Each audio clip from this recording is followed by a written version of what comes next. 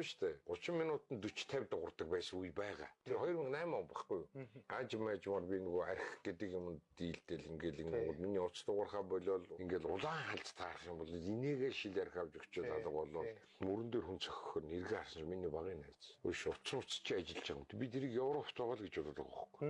Тэгээ уц байхгүй гэл. Тэгс ингэж харж ирсэн. Нүд амчин болчихсон. Арх их ууж байгаа юм байна да тий. За явъя минь.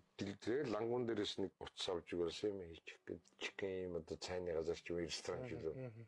Чи хаана амьдраад байна гэхгүй. Би одоо энэ сансрын тэр түнэлийн тэр аваар доор нэг орос улсны доор буудлууд байдаг шүү дээ. Тэр аваар л эргээл яваад идэг гэсэн байхгүй.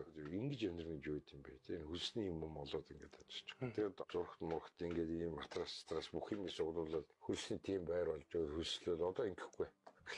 Тэгээд тэр чи өөрөө огноор гэр оронтой шүү дээ. Хар үүрээр давхад түрүү дэрэн зөө над дээр. Тэгээд за цаг хоолж идэл тэгээд хоолж идэл тэгээд өдөр чинь тэрний машинтай ингээд юм найз маань тэгэхээр сонирн болд юм билээ хүн ингээд. Тий бас жоо.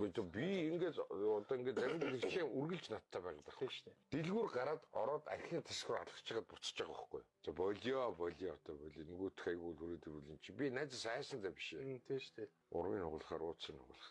Тий шүү дээ. Ир хүн жоох ичх хэрэгтэй байсан дээр л дээ. За одоо